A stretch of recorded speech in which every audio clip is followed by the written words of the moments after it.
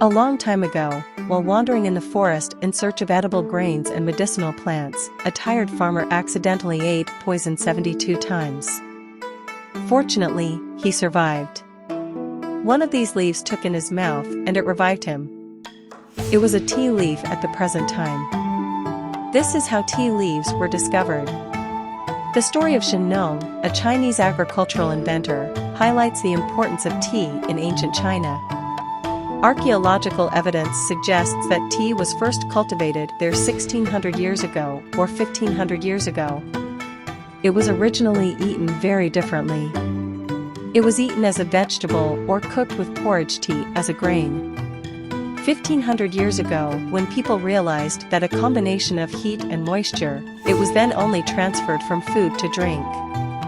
The variety of flavors has become more standard after hundreds of years of variation in the method of preparation from green to leafy green. Heat the tea, grind it and mix it with hot water to make a cake called matcha or matcha.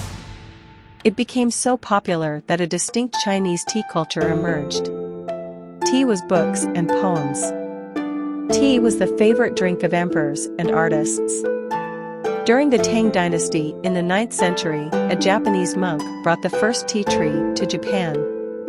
The Japanese eventually developed their own rituals around tea, which led to the creation of Japanese tea ceremonies and the transfer of the Chinese emperor to China during the Ming dynasty in the 14th century. From standard tea to tea pressed into cakes to loose-leaf tea, at that time China still maintained a virtual monopoly on the world's tea trays. China exports 3 essential Chinese products, including pottery and silk. Makes a tea that has given China a lot of energy and economic impact as the tea drink spreads around the world. When Dutch traders brought tea to Europe in the early 16th century, it spread widely. Queen Catherine of Braganza popularized tea for a Portuguese aristocracy.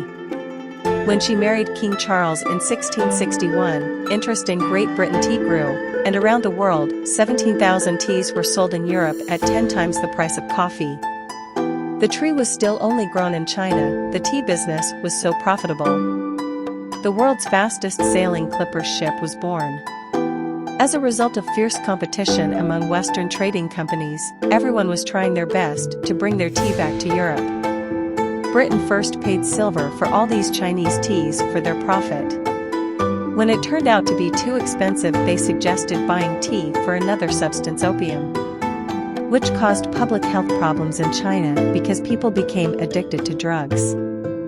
Then in 1849, a Chinese officer gave orders to his men to destroy the huge British shipment of opium as a statement against British influence on China. The law marked the beginning of the First Opium War between the two countries, which fought on and off the coast of China until 1848. The war had weakened China's global position for more than a century. The British East India Company also wanted to be able to produce tea and gain more control over the market. So they hired botanist Robert Fortune to steal tea from China in a secret operation. He disguised himself and made a perilous journey through the mountain tea of China. Eventually, Darjeeling smuggled tea trees and experienced tea workers to India. From there the plant spread further, and now tea helps to grow faster as an everyday product. Today tea is the second most consumed drinking water in the world. There are many ways to prepare drinks such as sugary Turkish Riza tea, salty Tibetan tea, butter tea, in the culture of the world.